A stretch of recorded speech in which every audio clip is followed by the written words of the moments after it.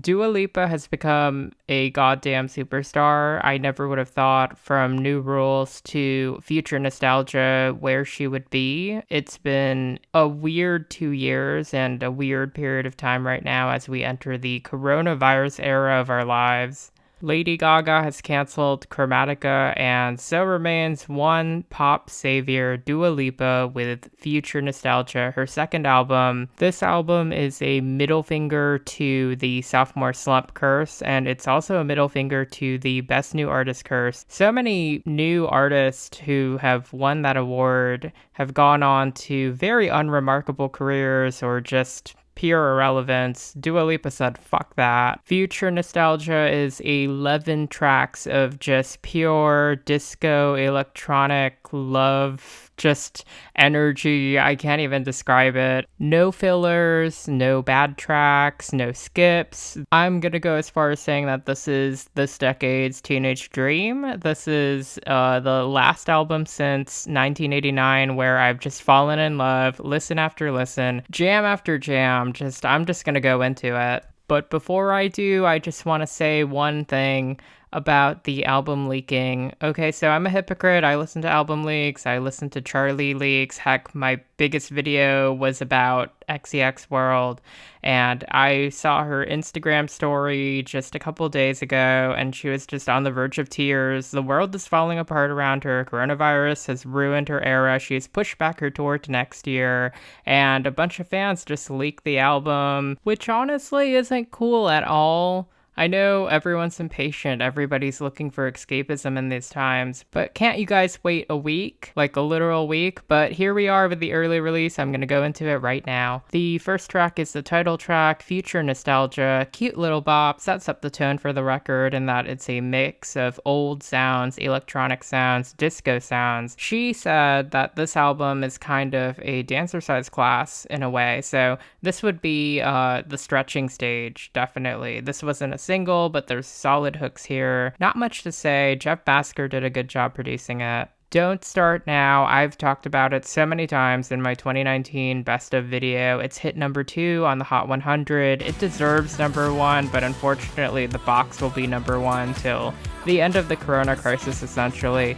It's a blast of joy, euphoria, it's brilliant. Ian Kirkpatrick has usurped Max Martin's crown in my book. The man's track record is unstoppable. You guys look it up. I'm gonna put a link right here. And now on to the new tracks. Cool is partly written by Tovlo, and I could just tell from the soundscape, I love this funky little synthy energy from this one, the chorus, the post-chorus, the melody riff. This is a summer playlist ad.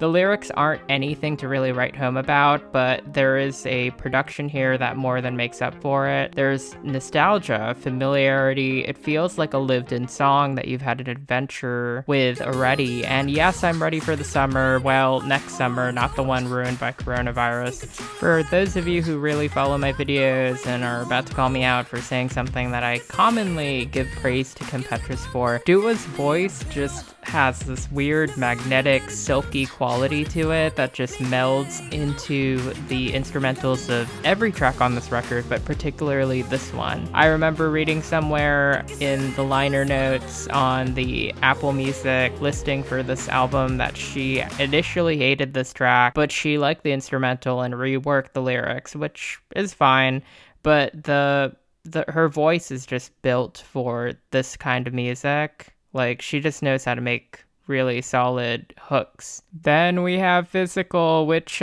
blew me away. It's such a strong single, and I'm kind of sad that it hasn't found traction in the US just yet, the way that Don't Start Now did, probably because of radio ads. This track is definitely the album's Into You, in that a bunch of gays adore this track and want it to smash. It's so bombastic and simple and clean and straightforward and happy, and that's hard to find in today's dreary landscape. Well, you know, the world, pop music, everything's just sad. So this is liquid gold. The video was a total serve. The little woodwind riff in the background gives me some hung up tease. There's a really good hung up remix or mashup with the song, and it just fits so well. Now, the next track is Levitating, and this track is my most played track so far. It will be my most played track by the end of the year at this rate. The construction is brilliant. Ugh, I can't get over how well developed the pre-chorus is. Do you know how hard it is to find a really good pre-chorus?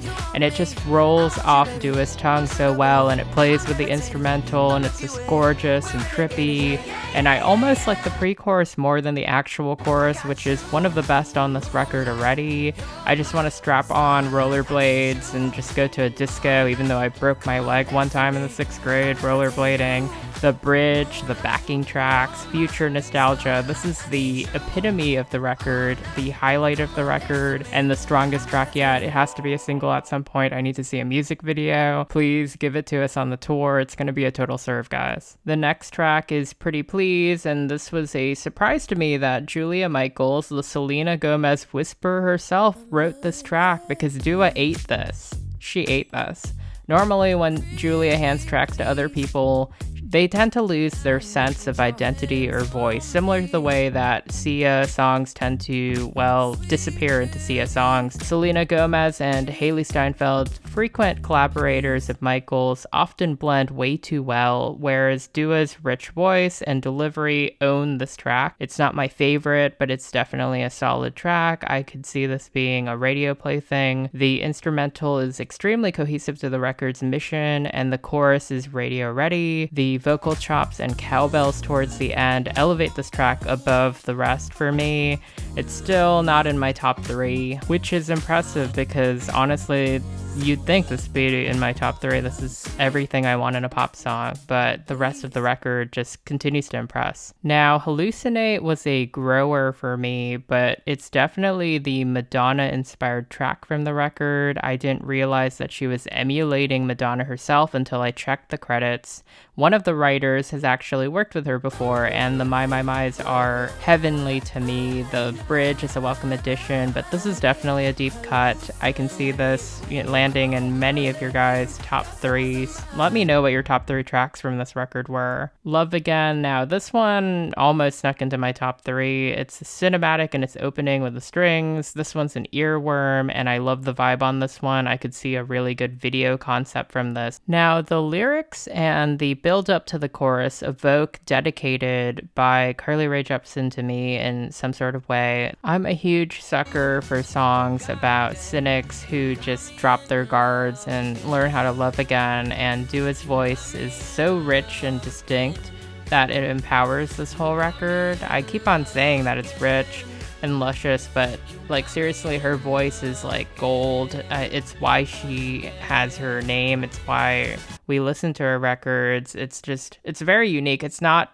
the most technically powerful voice out there, but it does such a good job evoking emotion. Using your voice as an instrument is something that not many people actually do, which is kind of odd to think about. Like, when you listen to some artists, you just go, okay, these lyrics or this voice is replaceable, and you focus on the production. Sorry, Selena. But with Dua, you just get a sense that this is her music. Like, she owns whatever she records in a way. Take, for example, the next track and the third single, Break My Heart. This is a really smart single choice. It's definitely more on the Don't Start Now side than Physical. It's produced by the famous Andrew Watt and Monsters and The Strangers as well.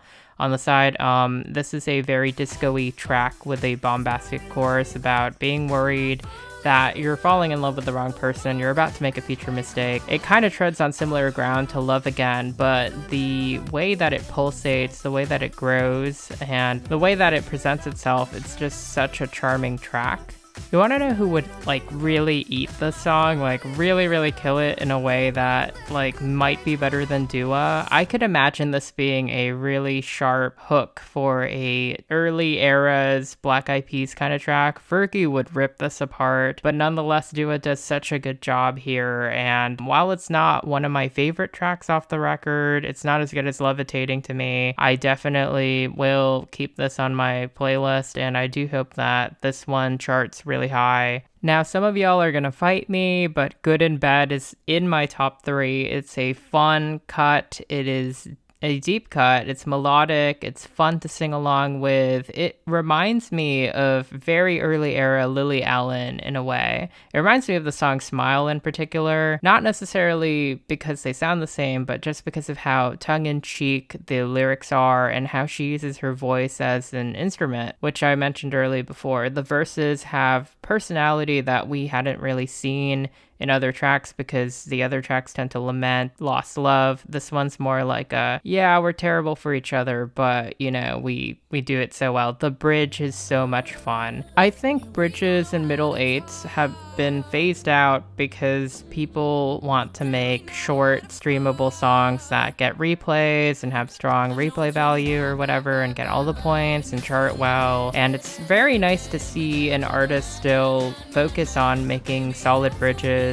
A lot of the tracks on this record have memorable and, well, fun bridges. So for all of the fun escapism this album delivers, the final track is actually really interesting to me. It's one of the few tracks from her that have a sense of social commentary in them. I know that there's a pro-feminist slant to this album and it's about women empowerment and that sort of stuff, but this one is an explicit name-calling for, well, sexual harassment. I recall reading somewhere in the Apple Music listing for the album, definitely read that if you have Apple Music, that this was a song inspired by her own life and how scared she'd be sometimes to be confronted by guys who catcall and maybe chase her around town. And it's such a detailed and smart song. Boys will be boys.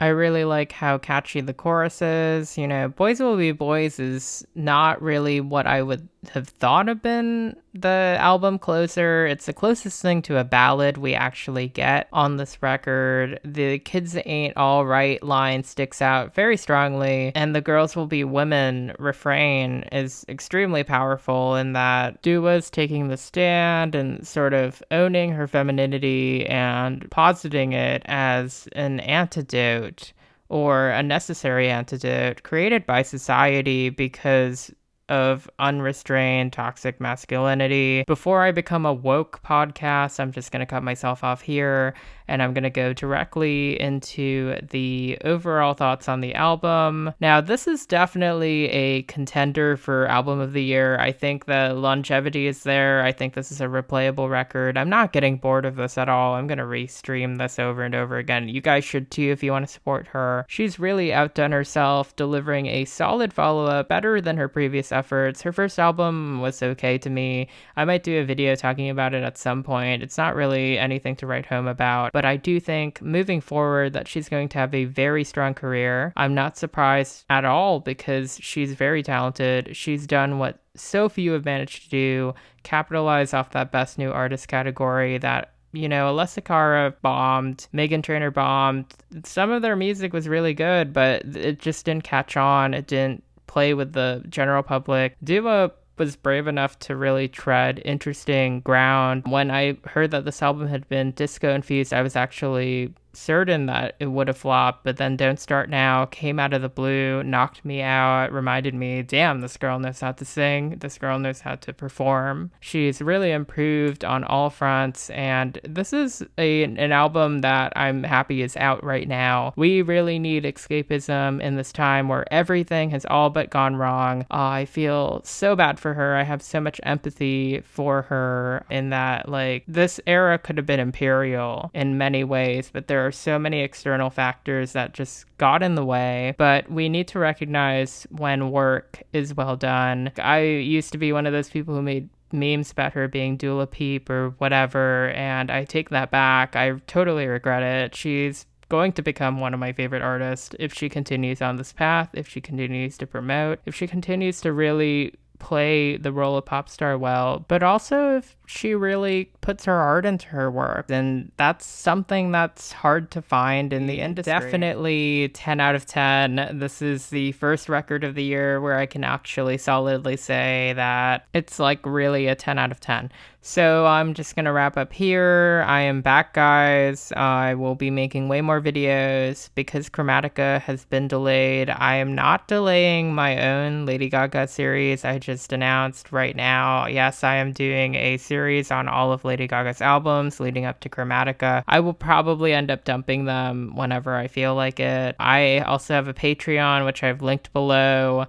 I know I'm not in the position to ask for Patreon money or whatever, but if you can toss a few cents in or, look at the tiers or at least click on the page, that'd be pretty cool. I just recently got laid off by my job because of the coronavirus, so I have all the time in the world to talk about pop and, well, to find myself and reinvent myself. I was not happy in my previous position, if I'm going to be quite clear. So I'm not as devastated as I should be, I think, but I'm taking this time to reinvent myself. And I hope everyone out there, if you're still listening to this and you've been affected by Corona by any way, lost family members or lost jobs, or you're just anxious about what the future is going to be like, everything is going to be okay at some point. You just need to find joy and serenity in your lives and the smallest things that matter.